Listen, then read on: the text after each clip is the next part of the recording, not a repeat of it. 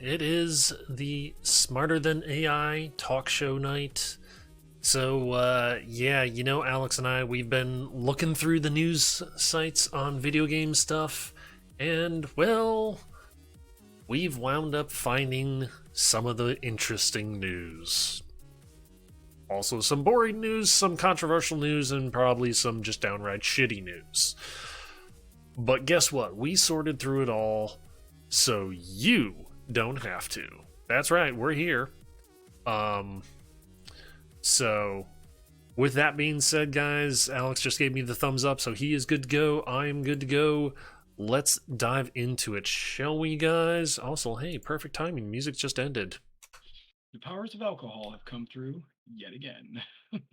That was a great time for me to just come in and be like, hearing your side of the stream. The powers of alcohol have come through yet again. I was just explaining how I was a little pissy piss pot before the show, and then I was like, well, Yeah, yeah, have a couple of beers yeah. before I go online and fucking, okay, cool. Speaking of which, my last Sam Adams? my la- Nice. my last Boston Lager got All right. some Oktoberfest in the fridge, so it's like okay, Ooh, yeah, I love those Oktoberfests. yeah. I think my So favorite is the summer, though. That just hint of lemon mm, really makes it shine. yeah, Um, yeah, yeah, it is really good. I will give it yeah. that. I do miss. We used to get Shinerbach, uh, but the Yep. store. It's for some reason the stores around here no longer carry it. It's like what the fuck, man? Georgia, Huh? you know, Georgia. Like, I mean, I'm assuming that's like a distribution point, right? Beats me. I mean, that's what I'm assuming. I would assume that there's a bigger, like closer distribution point other than 2 states away. That's fair. So, That is fair. So, how was your week? uh, not bad overall. Good. Less stressful than last week, that's for certain, as far Heck as yeah. work goes, which is great. Yep. So also it kind of nails home the point that I overthink the fuck out of everything, and then I just like snowball things in my head and make bigger stress out of what it actually is. So usually my stress is me spiraling out of control. Well, not out of control, but me spiraling, making things bigger in my head than what they actually are. So I do that a lot too, so I yeah, get yeah. it. How are So, you? good. Other than Um, earlier being a little snippy. yep. So, Good. Don't have work tomorrow. I gotta wait for a plumber to show up. ooh, So he was like, anytime from 11 to I think he said 4. I was like, okay, so don't go to work. Got it. No bigs. yeah, I mean, short week, whatever. I guess that's fine. yeah, yeah. My neck is killing me. Sorry. Um, yeah, I think I slept wrong last night. Ah, that Um, sucks. you know, yeah, as when you get older, like literally, you Yeah, fall asleep and woke up like injured. You're like, what the fuck? yeah, yep, Uh, exactly. yeah. The Uh, worst I will say that has happened to me of that was I woke up one day and I had so much pain if I moved anything from my neck down, just because like something was pinching in my neck. It's like, okay, I'm just gonna lie here in bed and not move. all right. Well, guess we gotta get that heating pad out. Yeah. Hubby, you want to go get that for me? Well, yeah, I was gonna say it's not like I could even get up and It do was that. It was awesome. just like, oh yeah, it was just like, okay, please go get this for me. Yeah. Yeah, and So 1,000 grams of fucking Advil too. Like yeah, that'd be fantastic. yeah, really. You want to start off? Sure, I can. Go for it. I actually have a good, good Blizzard one, believe it or not. Oh, okay. I think I have that one too. Okay. Diablo 2 Resurrected. Mhm. It's coming out shortly, I believe. I forget the exact date. I frankly don't give a rat's ass. This month, I think. Okay, well, So a week. regardless, I don't give a rat's ass as to when it's coming out. Right. But the very impressive thing I will say is that the design director of Diablo 2 Resurrected, when questioned whether people when asked if people are questioning whether to buy the game or not, his response was, "Do what they feel is right." Right. And it's like, that's actually really cool. The one thing I also will say though that is kind of shitty. Later in the article, he is quoted as saying, "We're here to support our staff, our creators, our employees of the company." Excuse me? Where were you when all this shit blew up then? Probably hiding under a desk, trying not to get nailed by shrapnel. Yeah, because I mean, it's like if you're here to support your employees and like that, then you would have like raised some flags and been like, shit's going down over here. We gotta fucking take care of this." Yeah. Um, I do like the sentiment though, because I Yes. also wrote it down for the same thing. Like it's cool that he's being understanding of people may just straight up have very mixed feelings about supporting a company that's had such Mhm. negative publicity over the last couple of months. Oh yeah. Um, so yeah, that's a nice sentiment, Hmm. if for nothing else. Oh, and by the way, Jake, if you want to check out, I have like a bunch of extra commands that I added. Sorry for to use of chug points. Um, if you're, want to. Cool. Cool. Yeah, I was impressed by that because it's rare to see someone in a more executive creator position being that open and frank. Normally, Hmm. I'm sure that like they hand you a piece of paper and it's like read this when they ask you questions, and he was just kind of like, look, Yeah. I understand if people don't want to support right now, I get it. I'm sure it's still gonna hurt their fucking numbers because I mean I know that me, you, like anyone who listens to our podcast, like probably isn't going to support, Um, so I'm sure they're going to lose some dollar value, whatever it may be. Yeah. Whether it actually impacts their bottom line or not is a whole nother story. Um, but yeah, it is actually nice to see that there are at least some people in their company that are like, "Hey, we kind of need to build bridges and not burn them." Um, Right. with everything that they've gone through recently, and like you said, the sentiment is nice. Does it actually rebuild any bridges? No, Mm, because still nothing's been done. yeah, yeah, nothing yet. So, but Uh, so a couple more Blizzard things real quick. Might as well just knock the Blizzard thing right out sure, sure, why not? early, like a band-aid. Yeah. I saw that the chief legal officer at Blizzard, Claire Hart, she quit. Oh, Um, okay. I'm assuming that's not a really great look when No, your no, lawyers start bailing. Like probably not. they start looking around at like all the like fires going around, and they're like, you know what? I could just get another job. Like I'm a lawyer. I could probably just go someplace else. Yeah. It again just doesn't look really good. No, And no, it that doesn't. goes into did you get the last thing about the whole Bobby Kotick thing? I think that popped up like right as I was like, "Yep, I think I've got enough here." Okay. But yeah, go for it. Okay. Well, it turns out that so as we all know, the DFEH has been, hounding Activision to get all this notifications and da da da da. Well, turns out now it's not just the state of California. Now it's the entire United States government and the SCE, which is the United States Securities and Exchange Commission. Uh, is subpoenaing Bobby Kotick, who doesn't even work at Activision anymore.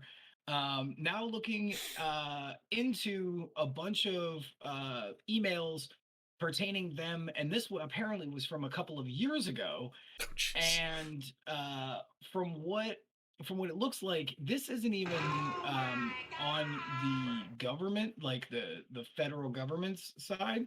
That this a leak said that this might have been suggested actually coming from the board at Activision. jeez. because the board at Activision is now looking at like, all right, seriously, who's getting the axe? Because this has fucked a shit ton of things. So they literally are going to have to bring them to federal court and sit in front and have to put their hand on the little Bible-y thing and like in front of a committee, of a Senate committee, possibly, to give their honest to God testimony. Yikes. So I don't know how much higher you can get than the government, Mm, like, but that looked great. yeah, yeah. Yeah, and meanwhile, Blue actually just chimed in with one of the most perfect sound bites for that. Which The is, the oh my god from Angry Birds when the one guy gets launched. It's like, yep, yep. Oh my yep. god is right. Because like, I mean, it's one thing when like the state is already reviewing you, but now a whole nother Yeah. like committee and like the Securities and Exchange uh board or commission does like a whole different thing. So now you're basically being investigated from like two different fucking angles. Mhm. Yikes. Like, not Yep. great. Yeah, yeah, not Um, good at all.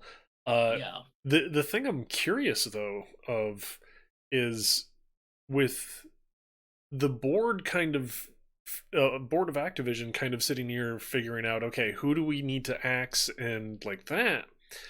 Uh are they really actually giving a crap about who they need to get rid of and who they need to keep, or versus like uh projection numbers for next year's Call of Duty?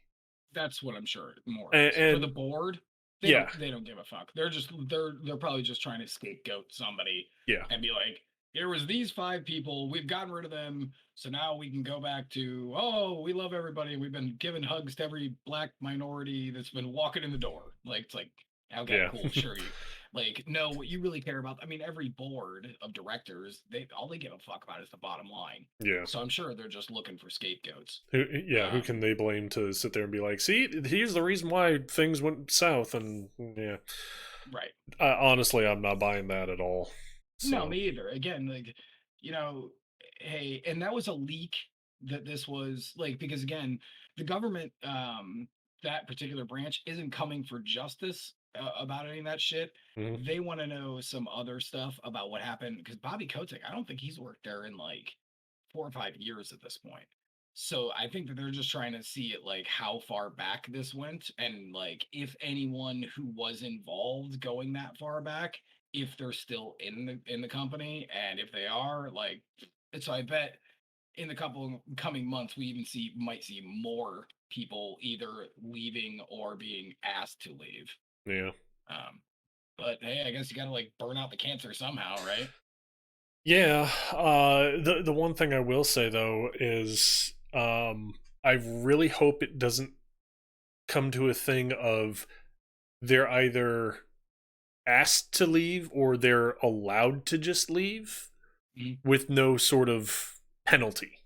Yeah. Well, Because quite often in this situations like this, it's like, oh yeah, certain CEO or certain super high up person wound up doing really really bad, horrible, like inhumane shit or racist shit, and he has since decided he will leave the company and take his nice huge golden umbrella with him. And yeah. it's like, no, fucking open the window, kick the asshole out the door, and Yep. then just be like, yep, bye. We're keeping your umbrella. Yeah. Yeah, you're right. The reality of it is that most dudes keep that parachute and peace out with no repercussions and then find some job at some other fucking place, Yeah. you know? But Yep. whatever. Okay, It moving on. is what it is, unfortunately. Yeah, well, we'll keep harping on it until fucking, Oh, good, you know. yeah, good lord. Considering I have kind of a very interesting segue. Okay. Uh, kind of in the same shit vein that Blizzard is in, League of Legends. You know, Riot Games. Yeah. Oh, well, yep. Well, apparently, the funny thing with this, the article I found was, they're going to now discipline AFK players in League of Legends more harshly. Yeah, I saw that. Which basically comes down to effectively breaking AFK players into certain like 8 tiers of penalties that range from a total of a minimum of no delay, no queue lockout, to 15 minutes of queue delay, and a queue lockout of 14 days. Right. Eh, I wouldn't really consider that harsh penalty considering, let's see Not here. being able to play for 14 days? Yeah, but let's see here. What does it take to make a account on League of Legends? Do you have a pulse? Yes? Yep. Okay, there you go. You That's can have an account. that is true. But League of Legends takes like have you ever looked at how the free to play model works? Yeah. It's piece of shit. Like you come in if you just get a new account, you got like 3 champions you can use. Oh yeah, I know. So it's not like Smite where you just throw down $20 and you're like whatever because League of Legends to get champions you have to grind for hours and or pay out the ass to open more characters. Oh, I know. I know. So at least it's something, but you're right. Like Yeah. Um and they also didn't say how many AFKs it would take to get you to move up or down a tiers because they also said that if you got to let's call it tier 5 mhm. um that you could go technically back down by completing games Right. legit so Right. that's but they didn't mention how many is Yeah. it going to be like what you went AFK 7 times so you go all the way down and then you come back in 14 days and you just complete 7 games and go right back down to zero. Who knows? The thing that I'm wondering about this is, are players going to sit here and make a quote unquote, not really black market, but a shady Discord or forums someplace and be like, hey, looking for a match, literally, because all it says, right, says is you have to complete the match under normal circumstances. Mhm. So are a lot of these players who are in higher tiers of this lockout and queue delays going to team up, get into a match, and immediately hit that forfeit button? It's completed. Match is completed. I think it needs to be 10 minutes in. Okay, 10 minutes in, forfeit. Sure. It's completed. Sure. It's true. Um, I think the more annoying thing is the 15-minute delay on all your searches too. Like, so the 14-day ban comes up, right? And then you're still at tier 7. So every time you hit search, you gotta wait 15 minutes to get a game. Good lord, that's obnoxious. yeah. Like that would honestly might make me stop playing any game. Like I don't even know if I would do that. Like Mm. and that 15-minute thing, I think it started at like 5 or something. Yeah. Like and I was like, whoa, Tier 0 is no delay, no lockout. right. Tier Which is 1, everybody. yeah. Tier 1 is no lockout, but a 5 minute delay for 5 games. So it tells Yeah. you how long that delay is. Yeah. And for all the queue delays, it's only for 5 games. So Oh, yeah, regardless of what tier you're in, it's 5 games. 5 times 15. Yeah, that's kind of still annoying though. Like, yeah, I don't know. Yeah. Yeah, it's not the harshest thing. And they did say like it's gonna be a slower rollout. Like Yeah, it's I only in think they said certain regions first, yeah, and Canada then and depending on how it's received and like that, they'll right, then move it right. out to the rest. Yeah. And they said that they were going to try to do something for disconnects because legitimately, Yeah. like, what if a lightning strike comes or your internet goes down Hmm. or, That is so true. yeah, I don't know. I Yeah. have a feeling this is going to have some holes in it. You know what I'm saying? Oh yeah, yeah. Yeah. The thing I find funny though is with this whole AFK, we need to harshly penalize them. Uh, it's a whopping 9% of their community. Shake. Yeah. Right. So it's not like this is a super widespread thing. It's 9% of their player base. Right. So it's I like, mean, 9% of yeah, whatever, 10 million people. That's still a decent amount of people. true, true. Um, But I just find that a little funny. The other thing though that I found very interesting with the article was at the very bottom, the last like 2 sentences. Meanwhile, the California Department of Fair Employment and Housing issued a notice in August alleging that Riot Games continues to delay its investigation into harassment and sexual discrimination at the studio, though Riot has been quicker to address League of Legends activity rather than its workplace issues. Yep. So it's like, they just want to keep Riot. that money train rolling, baby. Yeah. It's like, oh God, Riot, please no. Good old boys club. Yeah, exactly, Blue. Yeah. The speaking to MOBA things, did you see Dota 2 is shutting off all 32-bit systems? Really? Oh, Yeah, interesting. they're basically like, fuck your potatoes. We're done. We're done dealing with that shit because it is more Yeah. work. Yeah. Oh, yeah. From the dev side. Yeah. The only thing it sucks is that means like smaller countries, like the APAC region, South America, where traditionally still to this day they have shittier rigs. They still play just as much as the rest of us, but that means those dudes are getting fucked. So if you're into Dota and you're in South America, you might be getting screwed. Just FYI, might be time for an upgrade. Yep. Which, I mean, it sucks, to be honest. It does. But at the same point in time, from a game developer standpoint, to not only design but manage 32 and 64-bit architecture, right, you're effectively making two games. Right. And that means that there has to be engineers to do that. Yeah. And testers to test it on that. And testers, not to mention the whole infrastructure, because, I mean, it's an online game. So, and it's not just as simple as, oh, well, instead of 32-bit, do 64. It's not that simple. No. So, no, I mean, there's definitely much more complicated than that respect. And I do, again, I understand where they're coming from. And especially because, like, Dota is a small but very, very, like, rah community. Like, those dudes love that game. Oh, yeah. They have the most, money in their world tournament. Like, that's, like, more than any other esport. So, in a way, it kind of sucks for those guys who are going to be affected by it. Like, that just feels, that's just a feels bad, man.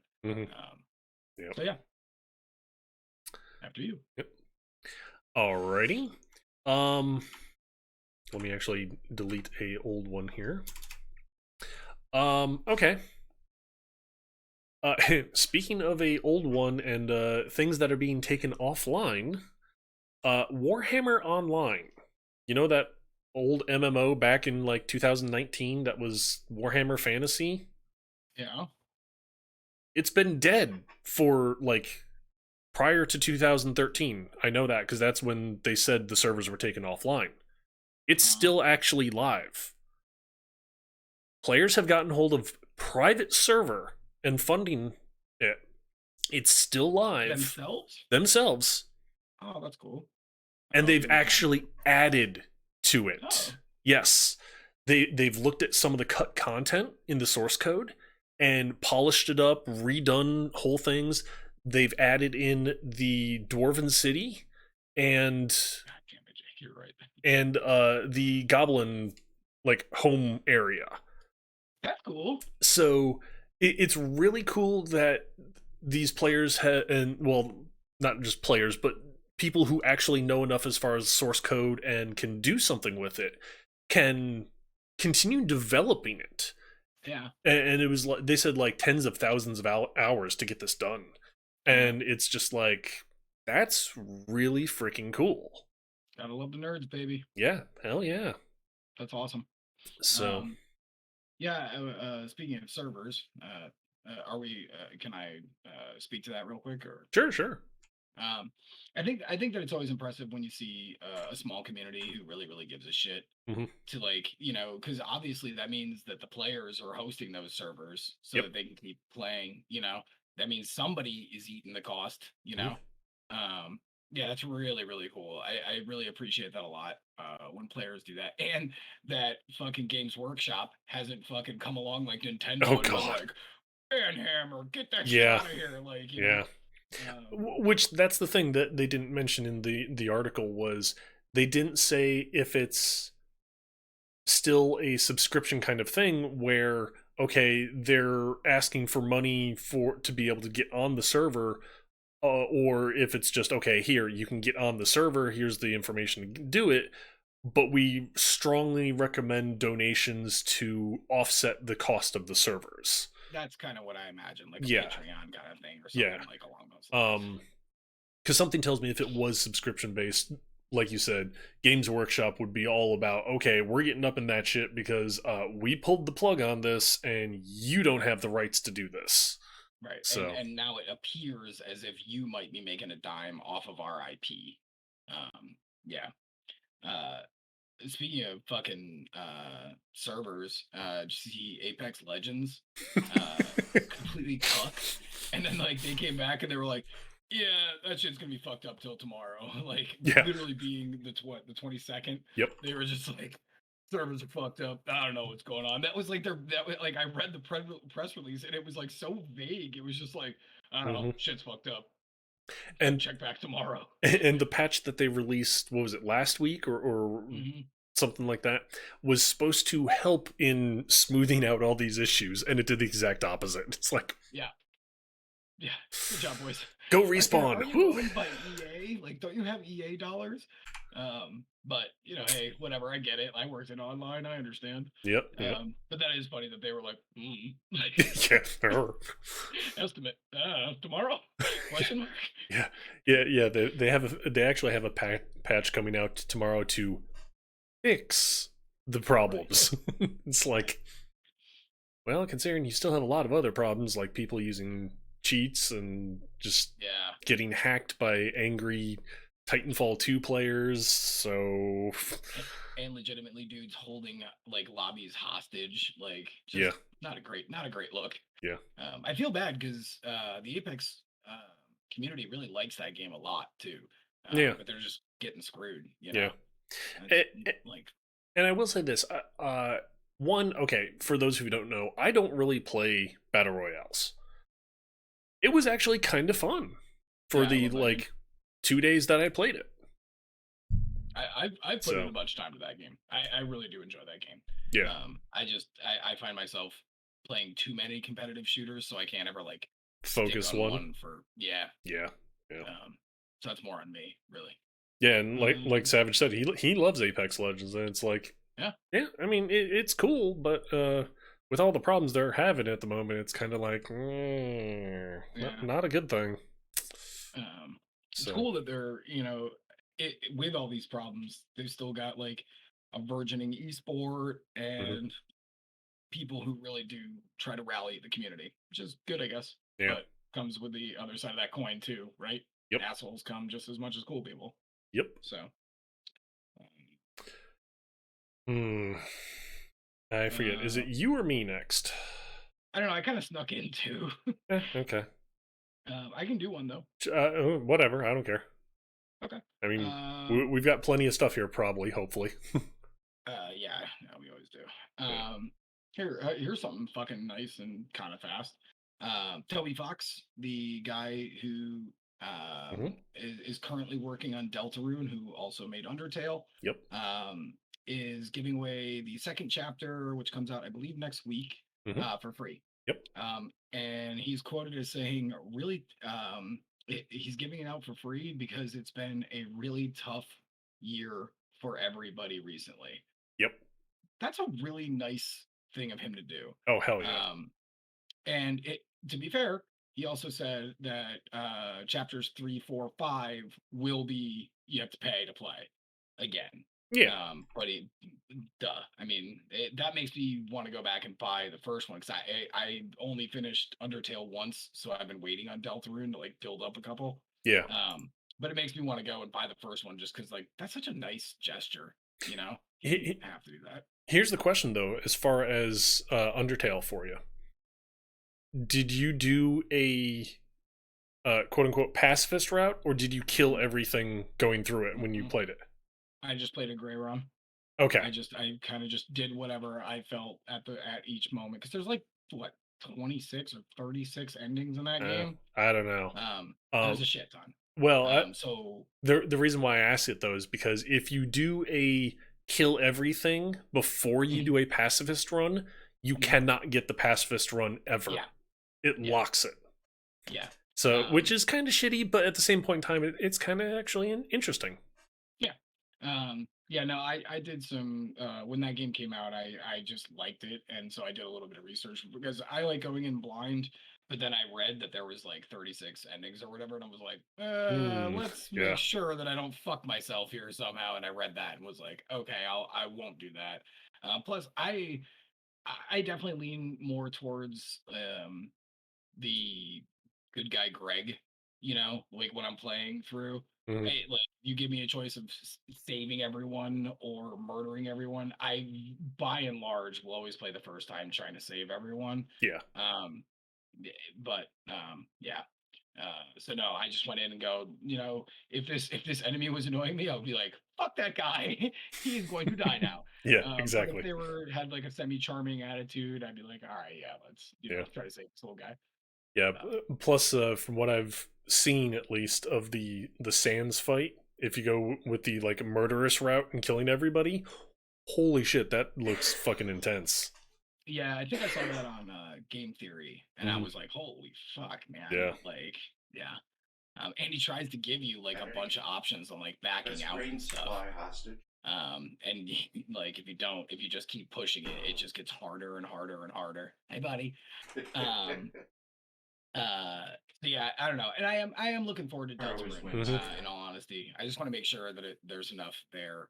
But yeah, I'm probably gonna go right now, buy one and then two, and then I'll probably play one and two back to back. Why the hell not, right? Yeah. Yeah. I mean, it definitely. Plus, this is a guy who was I don't know if he was the mastermind behind Earthbound, but he was definitely a big player in it, if I remember correctly.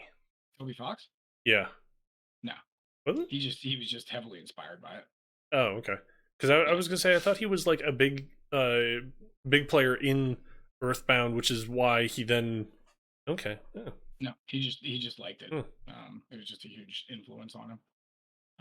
Yeah. So you can go now. All right. Don't start any Alright. uh, don't start any challenge runs until your first playthrough is over. Yeah, Yeah, that's not a bad thing to do. that's kind of exactly what I was thinking. Yeah. Um. Okay, we're gonna go in the Wayback Machine for a little bit here, Alex. Okay. Um. Going back to our childhood, you know how like we would hang out at each other's houses, and when we came over to my house, we would play the Intellivision. Yep. Yeah, Okay. yeah. Yep. Guess what's coming out? A mini version of an Intellivision? There's a whole new Intellivision console coming out. Oh, yeah. Yes, I know Yeah, this. Yeah, and by the way, this has been like in the works for like for like 3 years. oh more than that.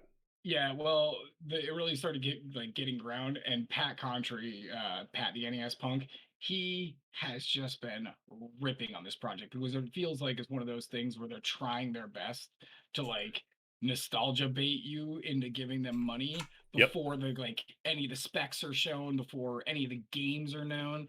But yeah, Well, go ahead. Sorry. okay. They now have actually unveiled some of the games. Okay. They've unveiled the some of the at least some of the tech specs. I didn't wasn't able to find them. Um, the original price point was supposed to be like $180, Hmm. which okay. Sure. The now updated price point as of now in 2021. 275.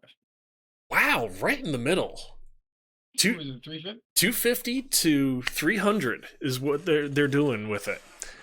And at which point it's like, okay, 250 to 300. Huh. Why would I? There isn't options. Yeah. But here's the kicker. Okay. 250 to 300 depending on which model you get. And on top of that, the games that it plays are effectively mobile slash flash games. Okay. So again, this is the same conversation we had last week. It's like, who the fuck is this for? Hmm. You Exactly. know, because like most people, if you're interested in television, you either have one Hmm. and the games. Because like, let me tell you, in television and even Atari, those aren't expensive games for the most part to collect. You can still get those things cheap, even on eBay. Yeah. Oh yeah. Um, so if you're interested, you probably have those. And if you weren't interested enough to purchase the consoles and the physical cartridges, well, I got to tell you, you probably emulated it because Yep. those emulators have been done for what 15 years at this point. Like, Yep. shit, my modded Xbox has every single Intellivision game. Well, That's just weird. here's the big kicker. Um, this is my phone, Sure, a Droid Turbo 2. Greg. I don't know why. Sorry. This came out 6 years ago. About this has more processing power than the upcoming Intellivision Amico. I mean, a calculator probably does. Like, Let's just think about that. It's like, okay, why are we trying to turn a phone effectively from 6 years ago into a next gen console? I mean, did you see it though? It's like all white and like space age looking. I was Yeah, like, really? Like yeah, that's your big pull? Like it doesn't yeah, have like the wooden look. yep. Yeah. The other thing though also is the guy, like the quote unquote brain genius behind this, or at least the guy who owns the rights to Intellivision, Mhm. Tommy Tallarico. Yep. Real piece of shit. I was gonna say, you know the name, right? You know where it's Yep. from. Yeah. Yep. For those who don't know, he was on Electronic Underground, I believe, or Electronic Playground. Yeah, Electronic Playground and Judgment Day, which were TV shows that were on G4, I believe, back before it Was got. defunct and now it's back. Yeah, oh, it's back. Oh, Yep. okay. I missed that. Okay. Yep. Um, but he also came up with the idea of the concert video games live, where they would play the music, the soundtracks Oh, I didn't for. know that. Yeah, he came up Huh. with that. And unfortunately, he is a raging like white supremacist. You give him any sort of criticism, whether it be valid or completely and totally tinfoil hat off the walls, and he will call you things like a gaming racist. What is a gaming racist? That I concrete. I would like to know. Yeah. Maybe he's The gone to Blizzard too many times. I don't know. the Pat the NES Punk has his podcast called the CU podcast, the Completely Unnecessary podcast, Hmm. and they talk a lot about classic gaming, obviously, because that's what their background is in, Yeah. and they know tons of shit, and they hate him. Mm. And Oh yeah. it has been brought to his attention like a million times, and he goes on his Twitter and like fucking rants on him. Mm. So then Pat like goes back and he's like, well, if you weren't a big fucking scumbag who's trying to fucking like basically just take money from morons and just living on, and he just got blocked. Like, like so basically nothing. Like he's just one of those fucking monster humans who just Yep. sucks, wants his money, has like, yeah, Yep. yeah, fuck Eh, him, fuck eh, that guy, and please don't buy that thing. yeah. Please don't. Seriously, I, guys. I very rarely say you should just actually like steal off the internet, but in this instance, just steal off the internet for the love of Yeah. God. Don't give this guy any money. Yeah. Um, What's even worse is apparently the cost that goes into actually making one of the Amico consoles is about $50. little Raspberry Pi. Yeah, basically. Okay, and, right, and they're on the low end selling it for 250.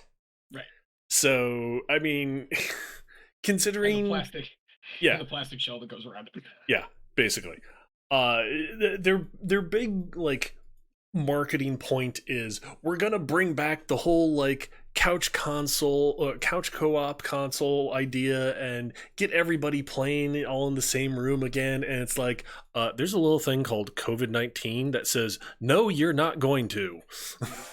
So legitimately, like, do you also have a time machine Yeah. that's coming with this? Yeah. So we can go back before the internet. Like, dude, look at what we're doing right now. Mhm. We are basically having a conversation in two different rooms, the hundreds of thousands of miles away from the hundreds of thousands. You are in China, and I am here in America. It's ridiculous. I'm No, just saying, we're hundreds of bouncing back. thousands. I'm not on the moon. Seriously. You're on Mars. I am on Venus. I just like I don't think anyone is that desperate. And by the way, I don't think if he realizes that like couch co-op games do still exist. Oh yeah, yeah. Like legitimately, they do still exist. Hmm. You can still go play like a lot of games couch co-op.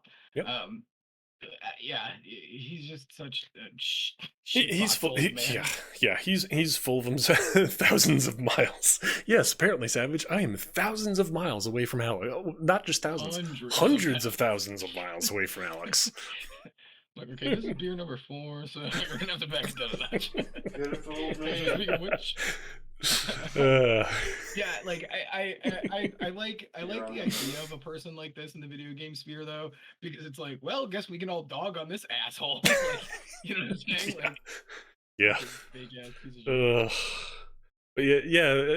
I was really funny when I first was reading this because I'm like, oh, in television, this is going to be interesting. And then, like, not even halfway through, I'm like, oh, this will be interesting.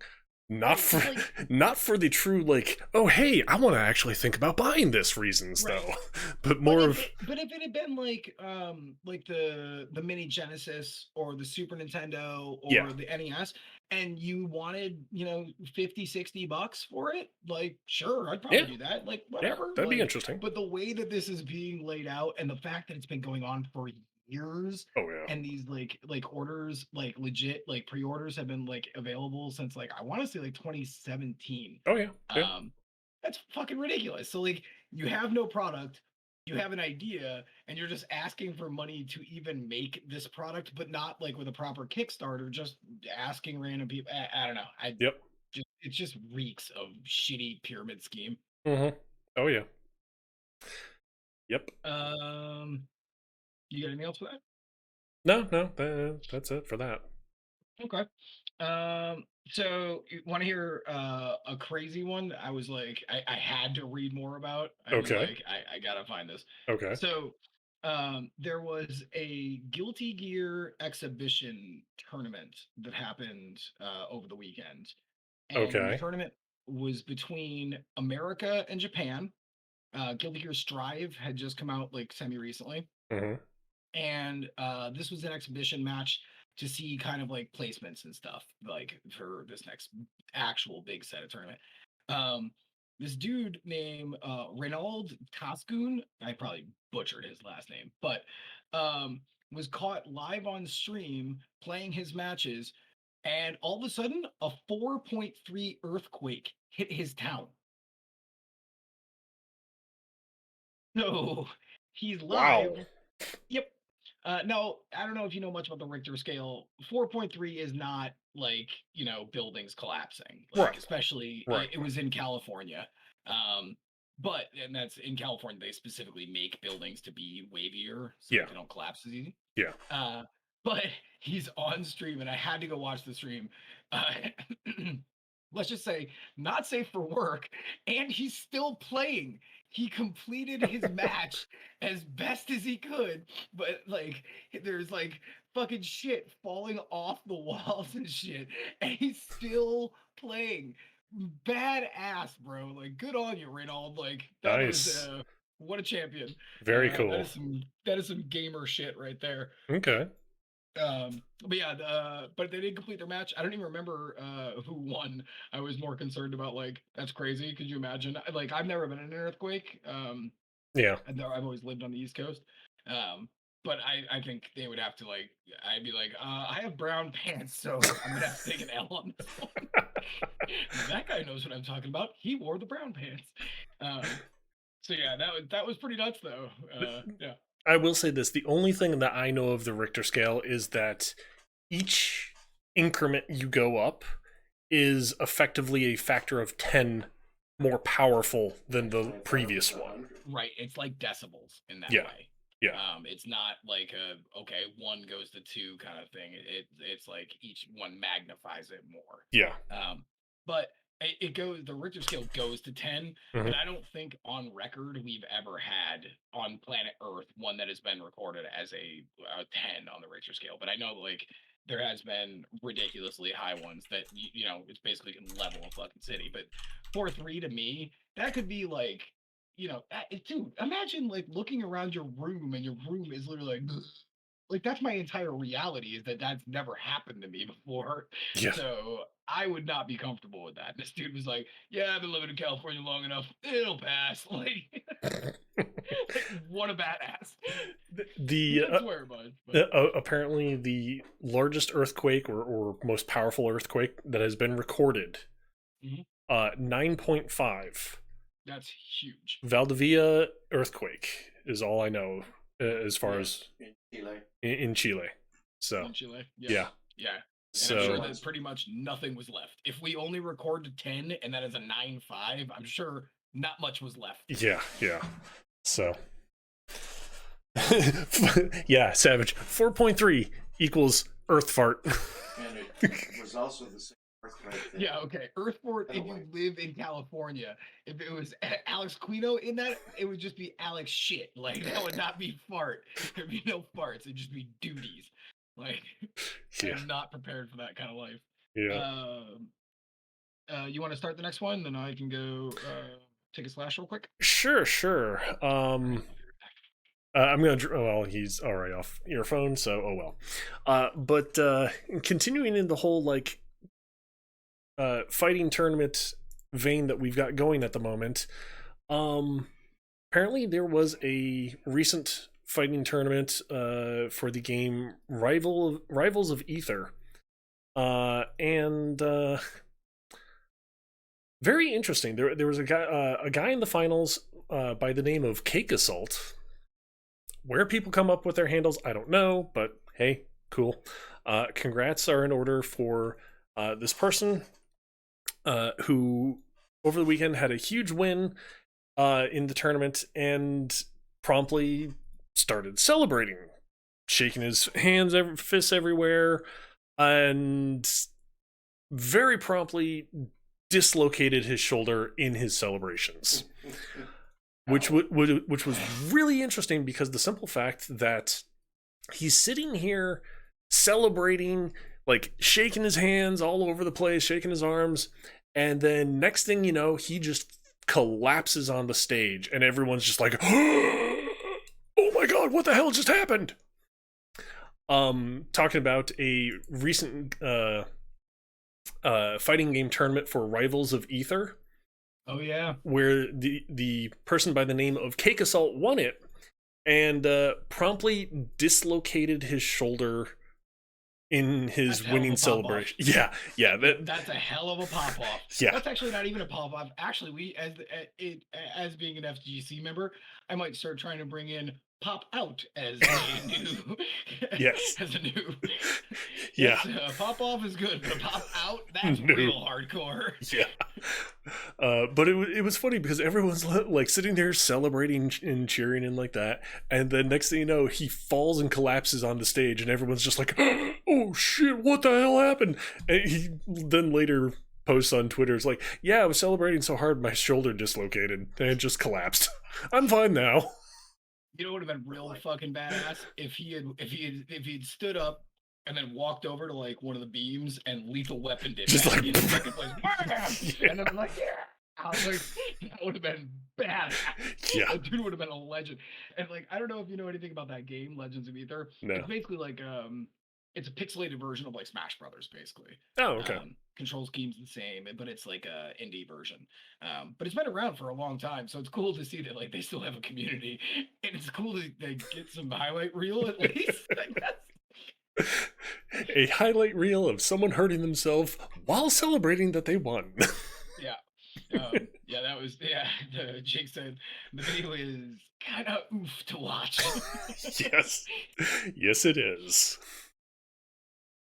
Oh gosh. I also don't even know. I didn't even look into how much money it was. I mean, I guess FGC, especially in smaller communities, it's more about the recognition and like whatever. Mhm. But I could see myself doing something like that for, let's call it 20 grand or something, but like, or Yeah. anything higher, 20 grand plus. But like Rivals of Ether, like that was probably like a $40 check and like a fucking gift certificate to the 7-Eleven. Like, Hey. no offense to that community.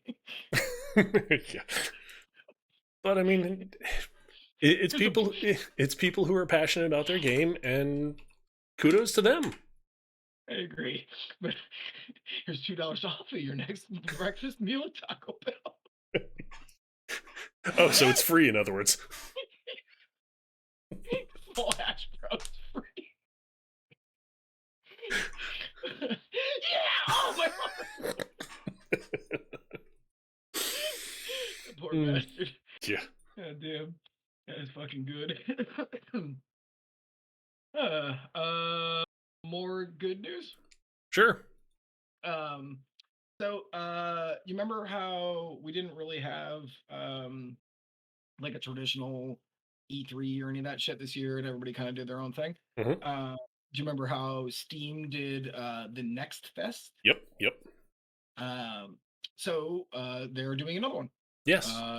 Actually, I believe it's next week. Mhm. It starts from October 1st to the 7th. Yep. And it's just another one of those things. So all that week, you Tons can of. just go on a. Go on. Sorry. There's just tons of downloadable free demos that you can just go and play. There's going to be a whole section for it. I went last time and I checked a bunch of shit out. It was really cool. And I guess they ended up, we talked about it the week after it happened. They had like 16 million people go Oh and yeah. download some demos. Yep. So yeah, next week, October 1st to the 7th, there's going to be a bunch more. But Wasn't the last one literally like just a couple of months ago? Mhm. Okay. Cool. Yeah. So I guess this might just be a thing that Steam is going to start doing more of. Yeah. Like, I honestly I hope so, because it gives more publicity to a lot of these indie developers and indie games that are out there yeah, that may or just go going under. to be out. Yeah. Mhm. So. Yeah. It's just good exposure. It's free for them. What do they care? You know? Mhm. And it, like, honestly, it kind of reminds me of back in the day. Oh man, this is gonna date myself. You remember when you go into a Blockbuster video? Wait, let me rephrase this. Do you remember Blockbuster Video? I remember Video King. I remember Video King too, but that's only Okay. because you and I are from the same hometown. Yeah, true. Blockbuster Video used to have the like N64 that would be sitting out with that big dumb rubber grip. I think even some GameStops had it and EBs and whatever. Yep. And there would always be like a different cartridge or a multi-pass.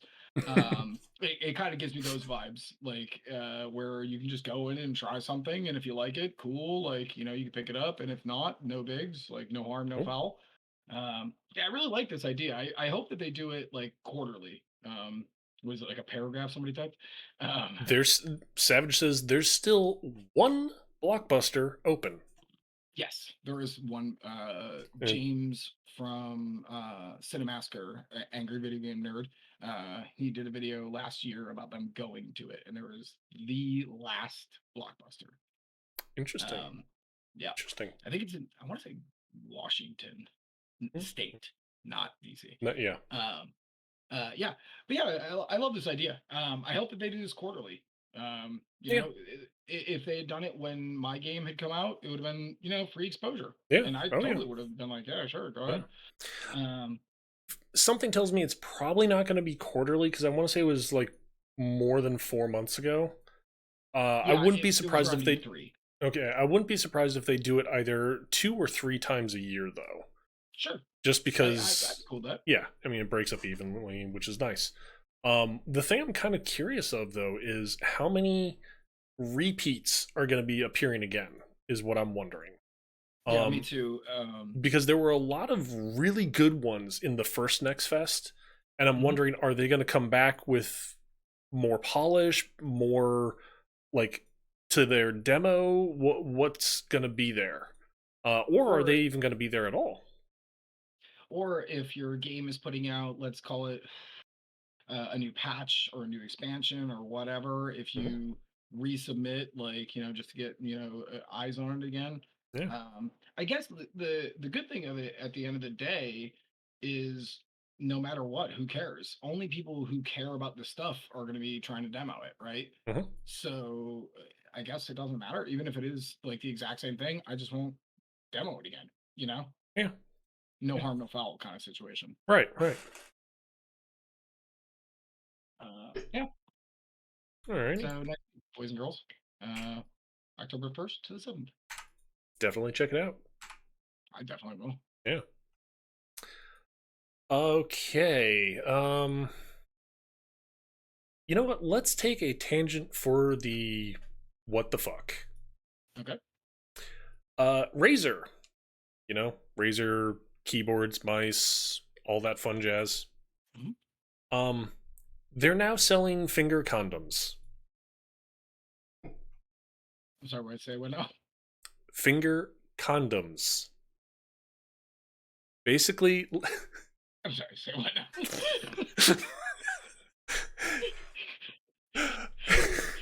basically rubber little grips that you put over the ends of your fingers and Okay. thumbs for basically for phone mobile gaming to keep your phone nice and clean and have better grip on the screen. Okay. Yeah, yeah. Like I said, we're taking a turn for a what the fuck at the moment. Well, they used to use those for Is there? Yeah, he's not wrong. So Yeah. Okay, wait. So was there a price point? I don't know what happened. Was there a price point? Also, do they have a Razer logo on them? yes, they do. Of course they do. Why wouldn't Stay on they? brand. Why wouldn't they? Everyone out there, stay on brand. And of course, it's the black and neon green. They are 35% silver fiber fabric, 60% nylon, 5% spandex. They're lightweight and breathable. Just one size fits all. I've met some chubby fingered motherfuckers in my life. I have these delicate, dainty, like rogue hands. I don't think that's gonna be the case. $10. $10? Yeah. Is it only one for $10? Or is it a set? Non-slip finger sleeve for mobile gaming. Okay. Jake just said, I was thinking going over to your gross friend's house and having to touch their keyboard. Type like your grandfather. Exactly. Yeah, that is definitely the what the fuck category. Yeah. That's that's weirdly just like Razer. Like, I mean, it's probably not very much for them to make. They probably made in fucking Indochina or something, and they get them for a nickel. Yeah. The funny thing is they actually have tech specs on here on their webpage. I'm looking at their webpage now. It says the material, size, 2.1 centimeters by 4.5 centimeters, plus or minus 1 centimeter. The thickness okay. of 0.8. I'm letting you do this. 0.8, approximately 0.8 millimeters. And the colorway, I don't know why they said colorway there. They could have just said color. Color. Yeah. Silver fabric / black with neon green. That is the Razer color, right? Yeah. Is neon green. Yeah. So, okay. I mean, it's like, did you really have to? I mean, this is a tech company, so yeah, they're going to put tech specs on everything, but it's like, really? I'll get them. All it keeps making me think of is the thimble from Monopoly. You know what I'm saying? Like how when you were a kid, you'd be like, boop, yeah, but made of fabric. I will get one when they have the cat ear edition. When it's like a tiny one, and I can have little tiny cat ears on my fingertips. And it's neon pink. I want neon pink, little tiny cat ears on it. I will then buy one as a joke. Knowing Razer, though, I'm kind of curious as to why they didn't somehow try to make it RGB. Oh my god, that would have been brilliant. But looking at the pictures that they have of it, though, like on say my thumb, it covers down to about here. Okay. And then on the finger, they're showing it covering to about the second knuckle here. Okay. So it's like, okay. That's super funny. Yeah, it's really funny, but it's just kind of like, Razor? Maybe in I'm trying to like think in their headspace. Maybe by the way, we've also on my side we had a bunch of people here, literally just people just dropped off as soon as we started talking about this. Sorry. We're like, fuck this. Well, that's okay. I just wound up Okay. picking a raid, apparently, so. Okay, fair enough. Um, I would say that it maybe in bigger mobile markets, in APAC, in South America, maybe I could see, but like, I don't know. That's just me, like, literally grasping for straws at this Yeah. point. Like, that is Yeah. so absurd. Mm-hmm. Yeah, it was really funny. This finger condoms talk just wasn't sexy enough. I'm out. It's supposed to be sexier. Tried to make the stream a little racy, and people were just like, "Nope, out of here." See ya. I was just here for my nerd talk. This is a little bit too far. I'm gone. The sexy nerd talk was too much. Okay, we know that for next time now. No sexy nerd That's talk.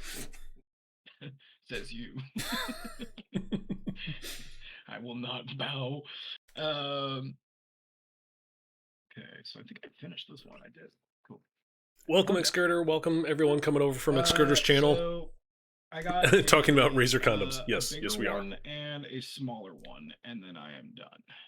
Okay, I have 3. Okay. So, Do you have one about China again, or is it just me watching China?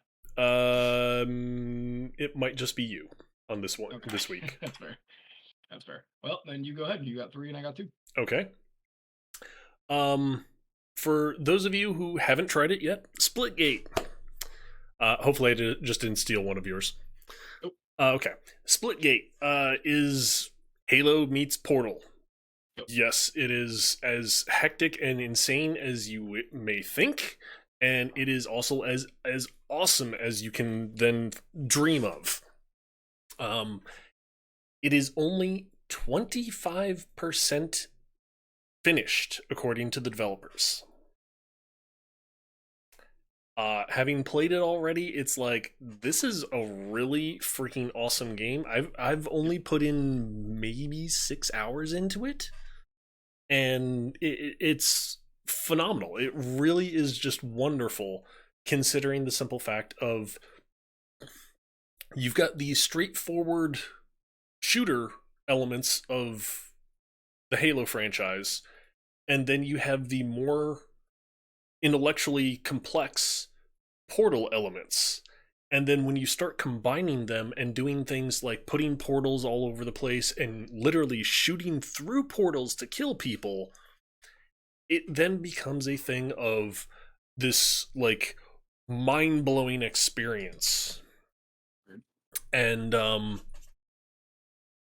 yes, there are elements at the moment which both get myself and Alex salty, but again, 25% finished. Yeah, and like the maps are beautiful already. Mm-hmm. There's a lot of them. Yeah. Yeah. When I read this, I don't know what that means. As if like what? More guns, more maps. Obviously, that's like a duh. Yeah. More. I like don't know what that necessarily means. Yeah, I'm having a hard time trying to figure out what this means too. I mean, are they going to be effectively releasing a basically like Forge for Halo? Or are they going to release something like that so players can like craft their own things as well? Right. I mean, custom games is already in there. They already have a battle pass. They already sell tons of skins. Yep. It's hard to imagine if this is 25% what their roadmap is past this for me. Because I was like, well, like a replay system? Yeah. I'm kind of wondering, are they... button? Would a mute button be included there? Yeah. That would be nice. Yeah. Just putting that out there, boys. I did actually find out how to mute people in the match you're in. Whether that carries over to future matches, I don't know, but I did find out how you on computer hit escape, brings up that menu. Up in the corner, there's a mute unmute player option. You can't do it in the lobby, right? Or can you do it in the lobby? I don't think you can do it in the lobby. Well, maybe you can Yeah. do it in the lobby because it goes to if you hit escape to then leave matchmaking, it goes to that same menu. So Yeah, maybe you it can. goes- Yeah. Okay, I'll check it out. Because, Um, like, you know what I just want? Fucking let me right click on a name and just instantly mute them in the lobby. Yeah. Yeah. You know, because, like, there's so many morons.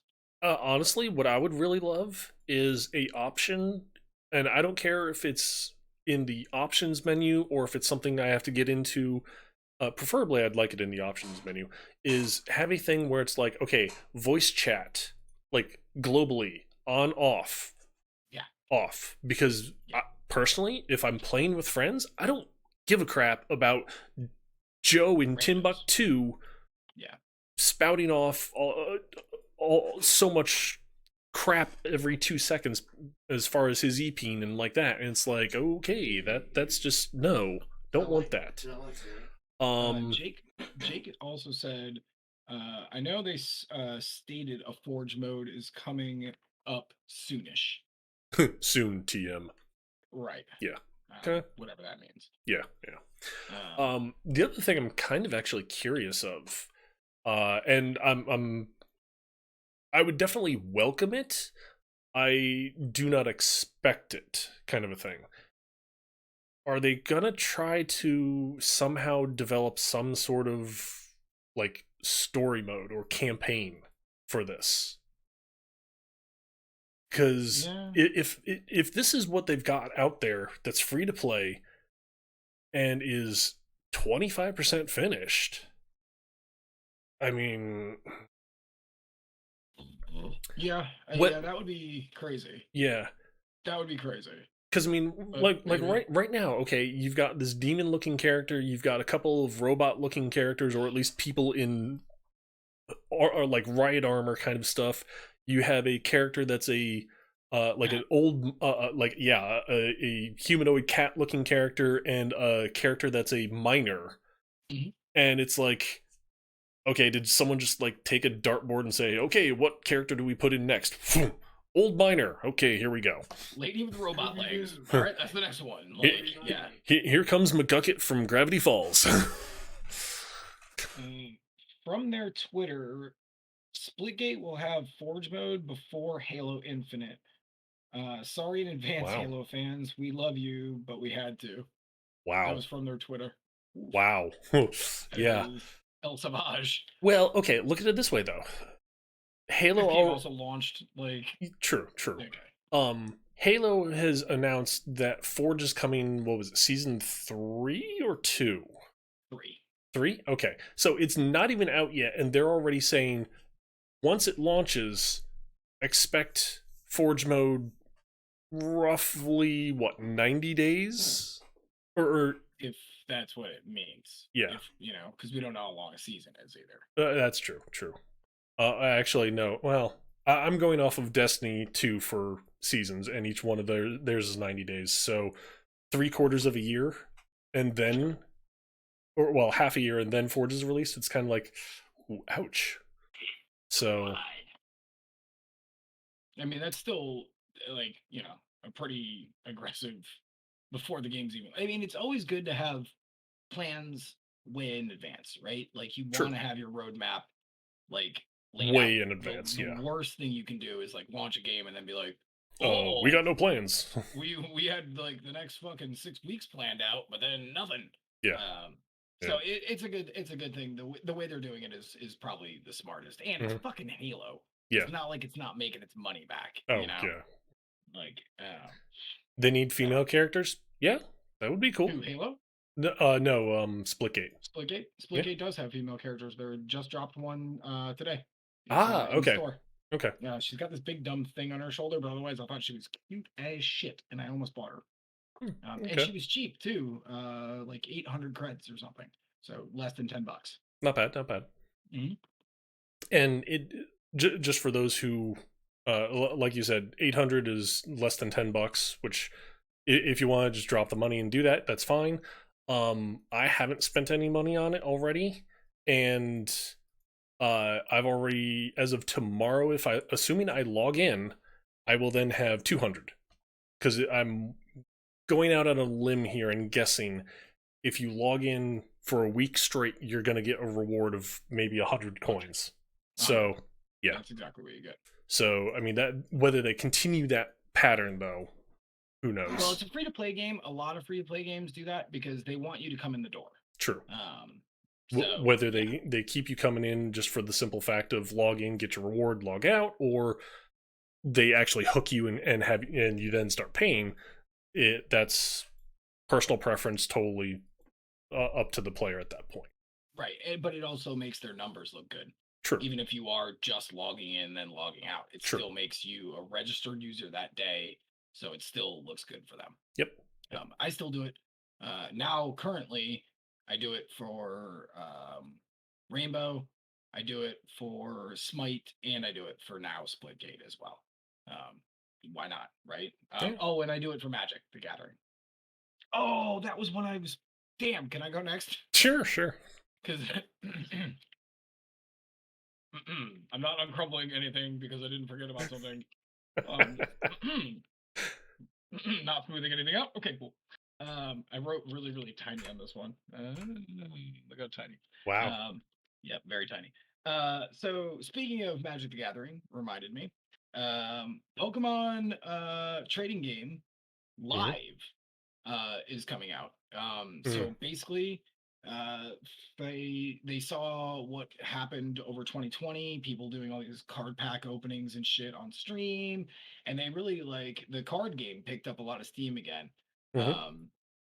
So they are launching their own one-to-one Magic: The Gathering Arena, which is an all digital version of Magic. Yeah. And now Pokemon is doing Pokemon TCG Live. They do not have a release date yet, but they said that when they do, it will instantly be available on PC and mobile. Cool. Yeah, it's really cool. I was thinking to myself, again, if it's free to play, man, I like Pokemon. Like, I could go in there and check out Pokemon. Like, I love Magic: The Gathering Arena. I think they did a really good job.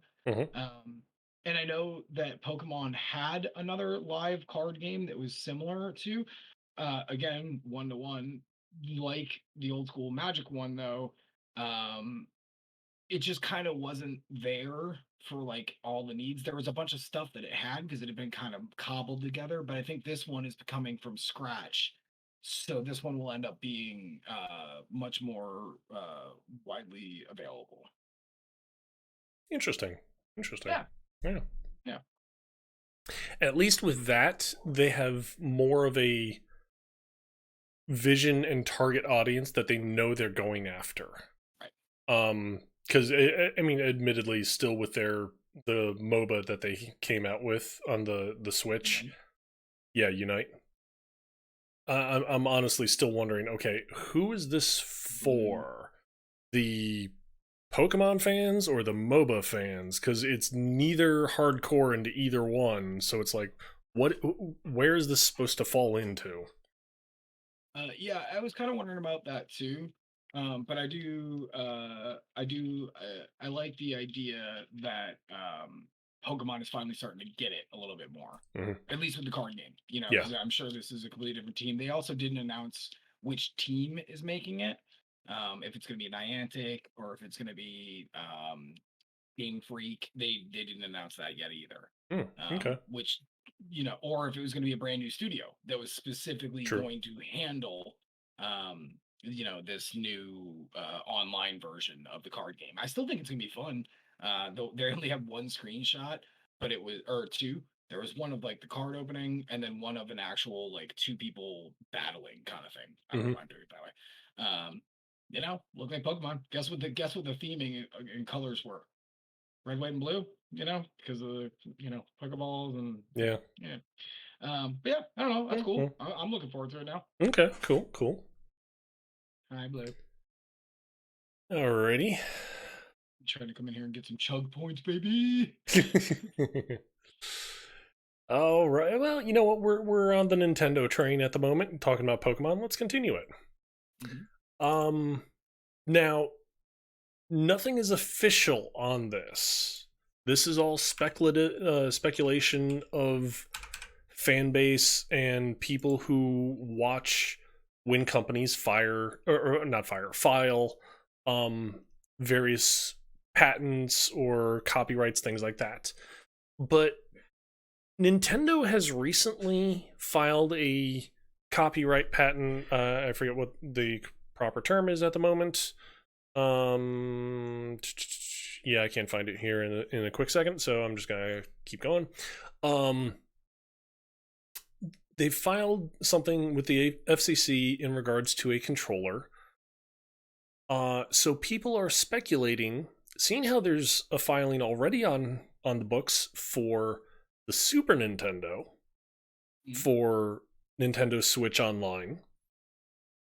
They're thinking the N64 is coming to Nintendo Switch Online. Interesting. Whether Interesting. it is or not has yet to be seen. Because all that's known right now is it is HAC-043, and consider The it is the designation of it. designation of the filing. Now, considering HAC-042 is the SNES controller for the Nintendo Switch Online, That's pretty good evidence. I wouldn't go as far as saying evidence, but at least it's very good uh, speculation as far as the next logical step. Um, so that may be something coming to the Nintendo Switch Online platform. I mean, I'm cool with that. Again, I don't think that program is like the most valuable program of all time, but hey man, free N64 games. Like, what'd be cool? I know it'd be really like stupid, but I loved it on N64. Harvest Moon, like the classic Harvest Moon, that'd be Yeah, cool. There's games like, because that library isn't also super crazy huge. Um, that could be way more high likelihood of good stuff coming to it, right? true. There was what, 800 games on the NES, licensed games, Yeah, and then like, Super Nintendo had, I want to say 700 something. and Um, large amount. But yeah, yeah. So I don't know. Yeah, that's cool. Like yeah. there's potential to get some really good shit out of that. Now, So cool. the question I have though is, I don't think that they would put Mario 64 on there. No, God Uh, no. um, but it then begs the question: okay, would they do things like GoldenEye, Perfect Dark, the original Smash Brothers? So, I mean, it's curious as to what would their initial It'd be a good selection one? of games would be. It'd be a good one? Hmm. Pokemon Stadium, because it's not ridiculously huge, but a lot of us have good memories of it. Yeah, And yeah, there's not like a ton of people who are like, 'cause the value of that game isn't very high still. yeah. But it would be a good grab to like be like, hey, if you have Switch, you can now play Pokemon Stadium, Hmm. free if you have, Yep. and whatever, $20 a year or whatever. Like, come on, that's a good one. Yeah, Um, shit, they have a new Pokemon Snap. What about their original Pokemon Snap? yeah. There would be Um, that one too. Yeah. yeah, So I mean, there definitely would be a lot of interesting potentials that they could release onto it. yeah, So for sure. And Jake makes a good point. GoldenEye is always a little bit problematic because the owners of that are notoriously kind of assholes. yeah, So they would probably be like, "Yeah, I mean, you could do it if you give us like $72 billion." Like, yeah, yeah. um, there's still some really good stuff on the N64. I mean, I'll tell you this. I don't want to play, what the hell is that Jetpack one? I don't want to play that piece of shit. I don't want to play the one where you're the anime kid with the big stupid banana hair. I don't want to play that. Like there's a lot of garbage on the 64 too, right? Like, True. yeah. Having said that, though, the N64 was the first, I would say, major console that made the jump from 2D to 3D with just about everything that went onto that console. Sure. But I mean, those cartridges were like, chiseling ones and zeros on a fucking stone tablet too, Yes. which is why there's not very many. Like that library is not very big. Yeah. That's like comparatively to any other, well, except for like Jaguar and fucking Virtual Boy. Like let's not start nitpicking here, but Yeah. comparatively. If I'm playing a console, though, I don't want to be sitting here holding a literal keyboard in my hands. So the Jaguar kind of got thrown out the window with that. Where did you learn to fly? Where did you learn to fly? Yeah. Mr. 64 Mystical Ninja, that's a good one. Jet Force Gemini was the one I was thinking of. Thank you, Jake. Yep. Mystical Ninja 64, though, I'd totally be in on that. Oh, yeah. I 100% would be in on that. You and I played a lot of that on the SNES. I have that on the SNES still. Nice. Yep. Go He-Man, man. Good stuff. Mm. Good franchise. Where the hell is that franchise? I wonder who even owns that at this point. Who knows? I'm actually Google that afterwards. I will say, though, that franchise was great just for the simple fact of, like, your fully upgraded weapons were like the party favor, you blow into it, unrolls, and like that, and a yo-yo. And it's just like, you can't get much more better as far as comical relief and yet be deadly than that. And the cities were really cool. There was like tons of individual shops to go into and quizzes and like just all this random shit. Like that series really did a lot. Yeah, it's a good series. Yep. Should we talk about one that's a little suckier, but it's kind of not really sucky. It's just kind of like really weird. Okay, sure. I mean, it's sucky. Yeah, sure. I've only got one more. Sucky it a little bit. So the Chinese Communist Party, as I am absolutely fascinated with this side of the world at this point, is aiming to censor LGBTQT content and representation or effeminacy. I had never even heard that word before, calling them the wrong set of values. So they've been cracking down, as we know, over the last couple of weeks about, children in gaming and how much time they have. Now, the next thing that they have their sights aimed on is basically gay or effeminate representations of men in gaming.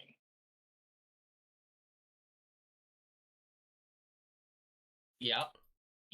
And I've seen some of these Chinese gods, like if you look at their mythology, and I'm like, okay, but all right. Yeah. So it turned out, so I had to do a little more deep delving this week.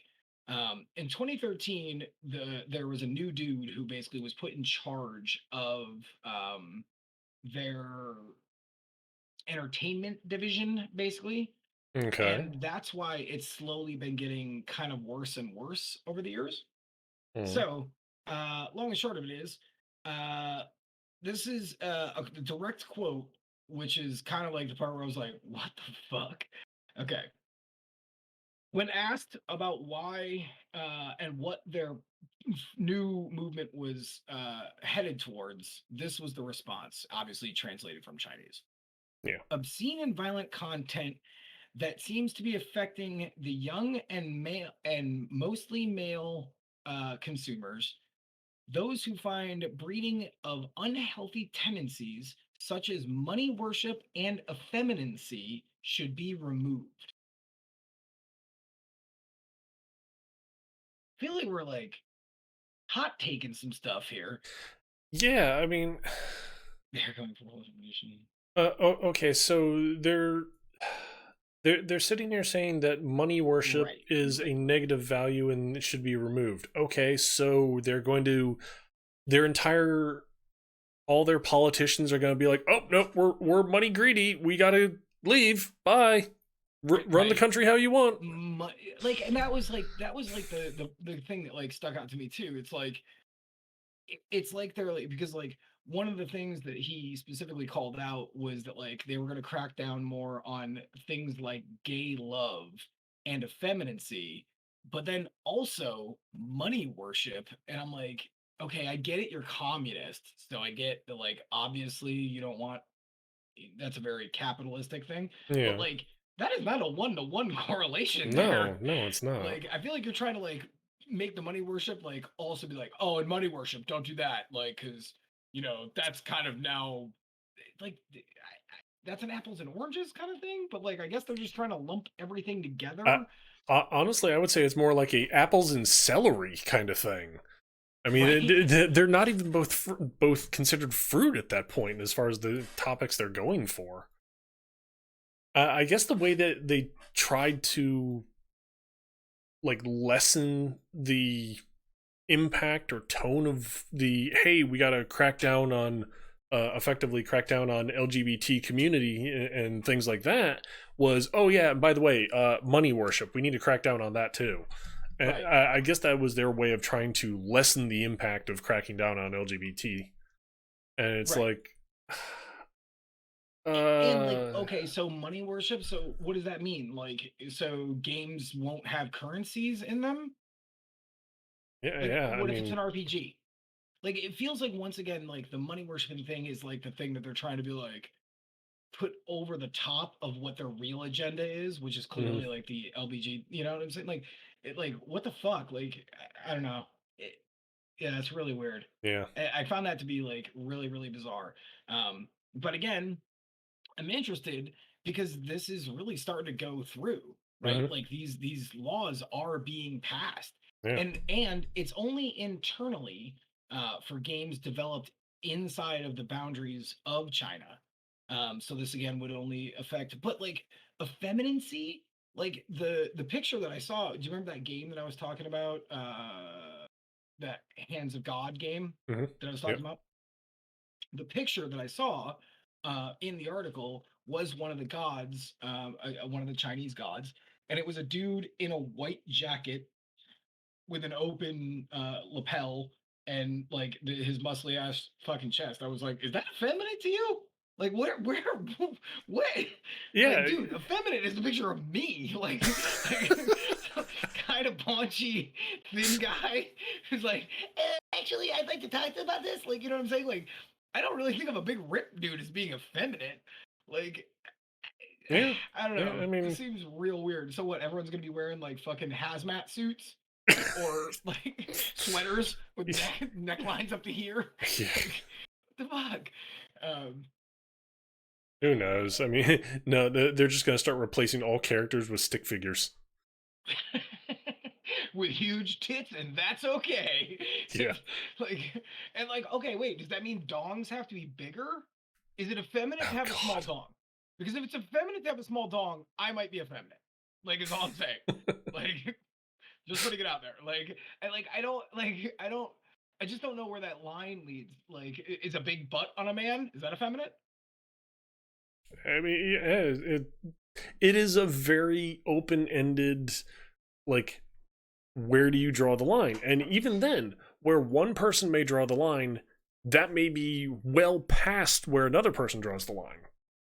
So Thank you, Blue. it's very much a thing of, okay, just because they say this is this way of acting or this physical feature is effeminate, that could be another person could sit there and say, no, that's not effeminate. Right. And Right. so But if you have a like a political agenda, you're clearly like going to start going, okay, like what, okay, that dude can't wear lipstick. Okay, is that effeminate? Okay, that one I'd be like, I guess you could go, but like like how far do you start stretching this very pencil thin fucking definition? yeah. You know what I'm saying? Like it's just Oh yeah. it's so loose and so thin. I could Ren and Stimpy. Are they effeminate? They're two dudes who live together and they sleep in the same bed. Yeah. Like there's just so much way. I just don't like the way that it's like so loosely defined. Oh You know what yeah, I'm yeah, saying? yeah. Like it's just fucked up. Well, Um, honestly, I think the reason why they loosely defined it as the way that they did was so that that way they can enforce it as strictly as they want and sit there Right. and just be like, "See, this is how we defined it." And it's Right. like, well, all you said was it can't be that men can't be effeminate, and it's like, well, see, that there you go.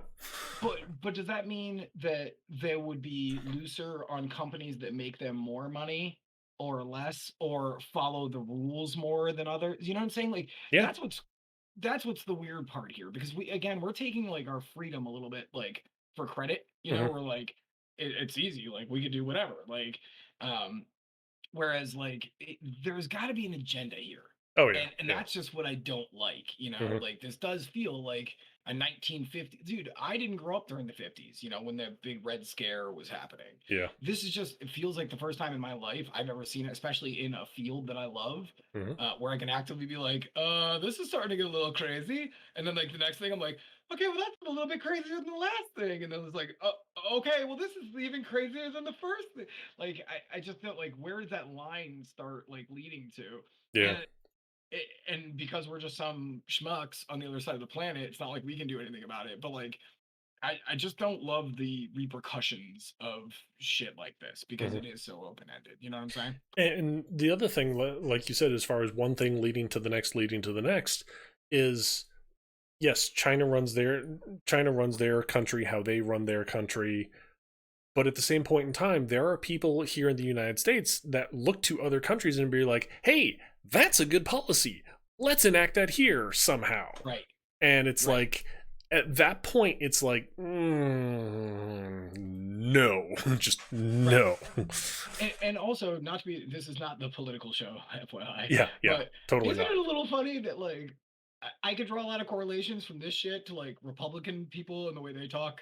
I don't want to like make it a big thing. I don't want to like I know right like you hate I'm shocked. communism and like the way that like but like literally if I like look at like how they try to like monitor and dictate what people oh no okay that's really different that's so different there I don't know Yeah, yeah, yeah, again I'm not gonna harp on it but it does seem a little fucking weird yeah. uh yeah, I don't know. So once again, I'll be keeping my eye on this shit because it really is fascinating, and Mhm. I do like talking about it because it is so different from our Oh, entire culture. oh You yeah, know? yeah, yeah, definitely. And it does raise a lot of questions too. Yeah, So, and moral like conversations, right? mhm, Like, and I like that. I like having those conversations. yeah. Um, yeah. Okay, you go. Alrighty. This is the last one that I've got. Gran Turismo 7. Apparently, it's always online or else.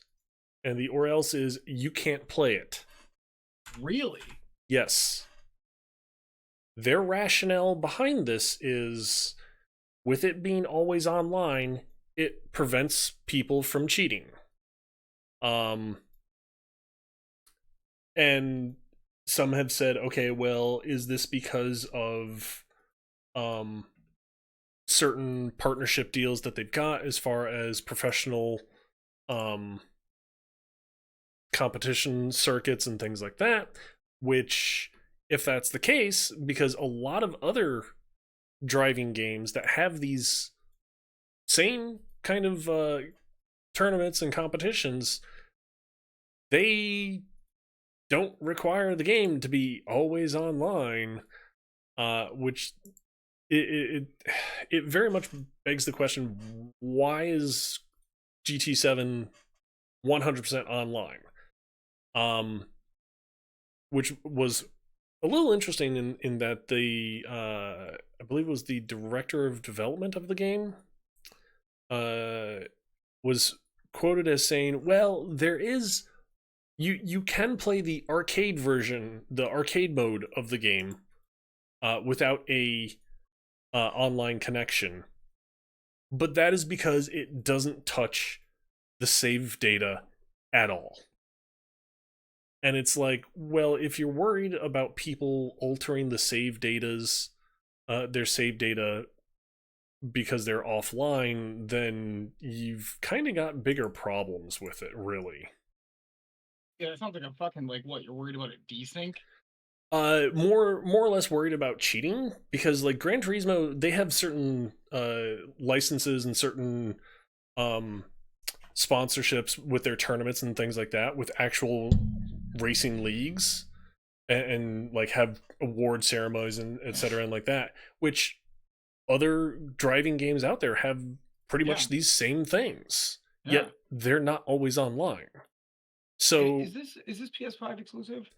I don't Or do remember you if know it's if it's on PS5 PS4 as well? I don't remember. It didn't mention it in the article. That sucks. Like, Yeah. especially because racing isn't really. I mean, it's not super big here in America, but um, it is big in smaller countries Mhm. uh, Yep. where their internet connection might not be as good. So you might get cucked out of an entire game Yeah. because Uh of sponsorships. the funny thing though was I forget exactly who it was in the development cycle of the game. I think it was the design director, I think.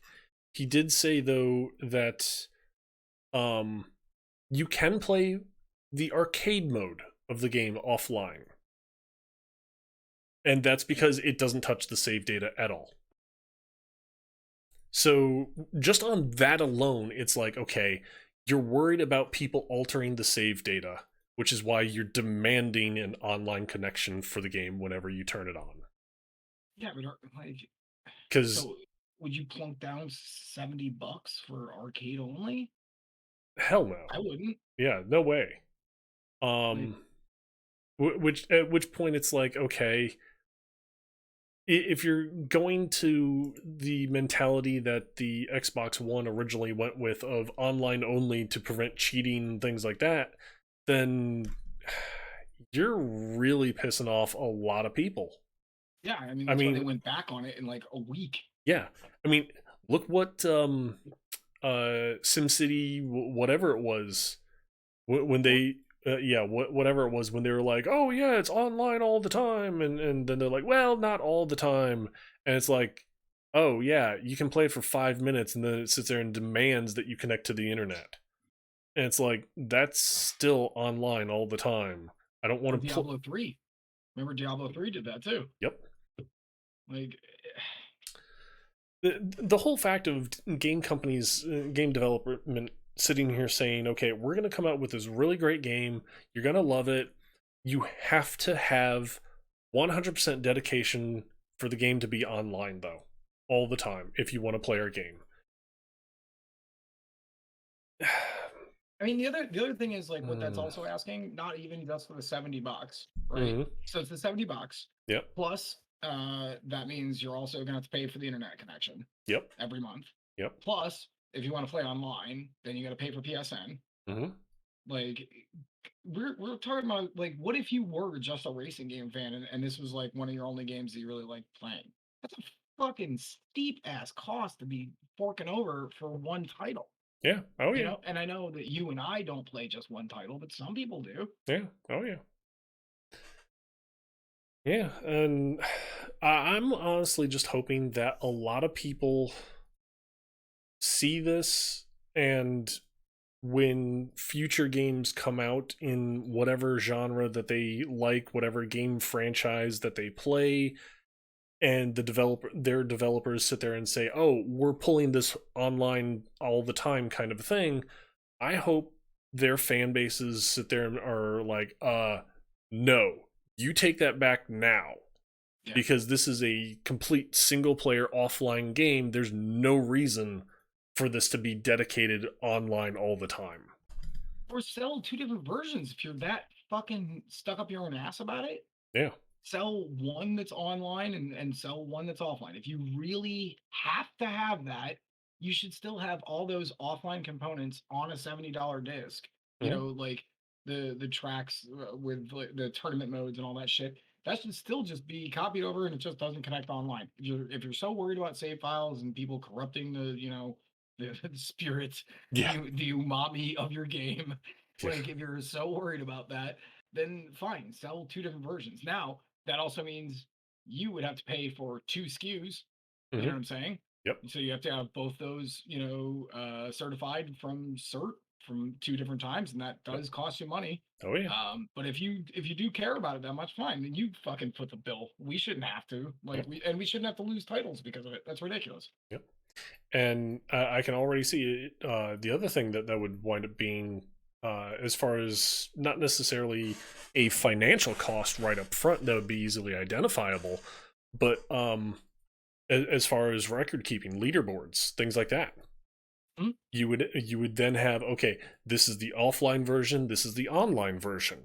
The online version can automatically just upload your records and like that.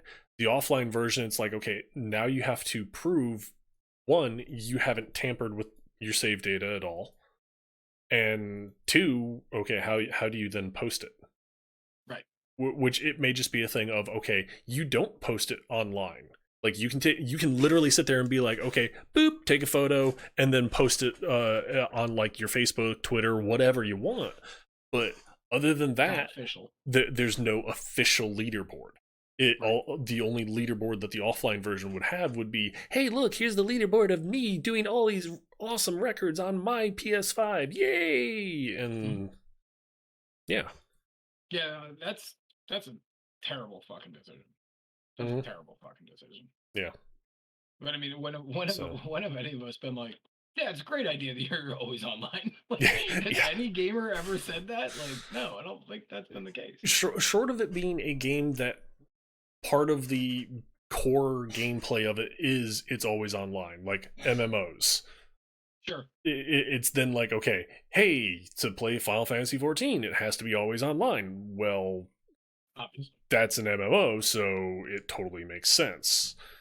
So, I mean, but to sit here and play a racing game where you can play it offline and online the exact same quality, it's just, are you playing with people or without?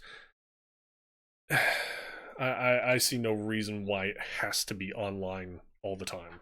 I don't either. And what are they, a huge esport? No. Yeah, Like, it's not. no, this is asinine. Mhm. You got anything else on that? Okay, I got one more. So remember how we were talking weeks ago that the Sega arcade Akibaro, yeah, um, was shutting closed. down. Yep. Yeah, it happened this weekend. Yeah, Um, yeah. They had a couple of shots of the street.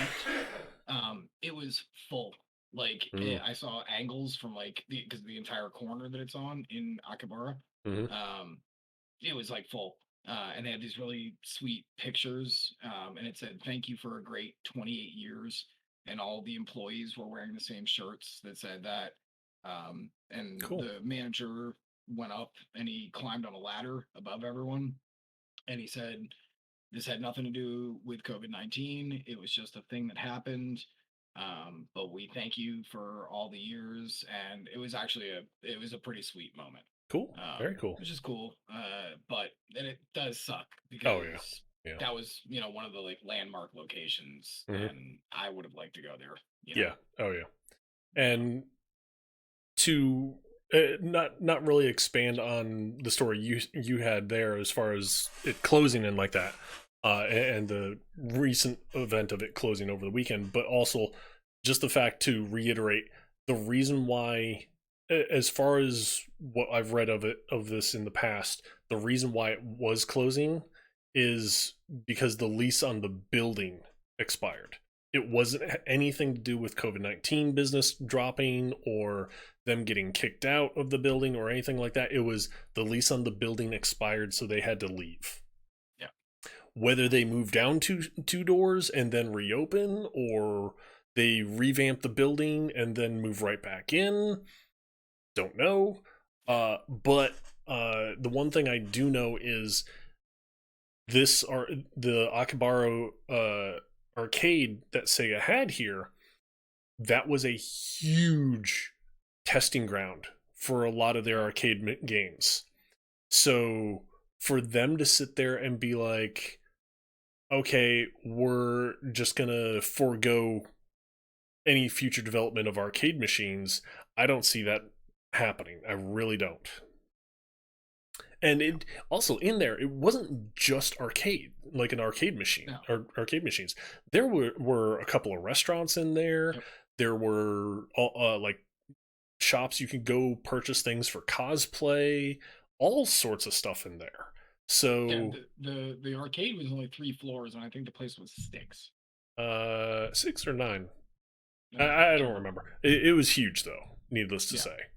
So just because we're referring to it as a arcade, it doesn't necessarily mean the traditional style of arcade that we're thinking of when we say that, as far as like Aladdin's Castle and things like that. No, there's so much more there, and I like you said, you wish you could go. I wish I could have gone too. Yeah. So, but here's to hoping that they do reopen it, Yep. and we can go then. Yep. So. Yep. And there are other arcades on that street, but that place was just kind of a legendary place. Yeah, you know? it was So- it was like the iconic. Right. When you think of like big arcades, that was the iconic one most people thought of. And the Namco one shut down in 2019. Yep. And that was another huge landmark one that closed down. So Mhm. yeah, just kind of is what it is at this point, I guess. Yeah. Fucking bullshit. Yep. But all right, well, let's say goodbye to people and then say goodbye to each other. Sounds like a plan. All right. Well, thank you again to Dragon and Blue and all of Granox's stream for coming and hanging out. Yeah, yeah. And thank you to everybody on your side as well. I know Jake was over there. I don't know if anyone else was over there. A bunch of people were over here just on and off. It was oh yes, and then they all left during the finger condoms. That's right. Finger condoms. So the last time I talked about finger condoms, or is it? Dun dun dun. All right, I'll see you later. Alrighty though, guys. I hope you had fun tonight. I had fun tonight. As always, we do this talk show every Tuesday night. So if you want to know more about things going on and want to know more as far as the hilarity that ensues during these Tuesday night talk shows, by all means, please feel free. Hit that follow button. You can follow both our channels, actually, both mine and Alex's. And show back up here on Tuesday nights starting at 9 p.m. Regardless, though, thank you all for being here. Tomorrow I will be back doing some Destiny 2. Wednesday we're doing some speedrunning. And Saturday we'll be wrapping up our current long play game of Zelda Skyward Sword. That is it. I hope you guys enjoyed the show. I had fun. Alex had fun. I will catch you. Ouch.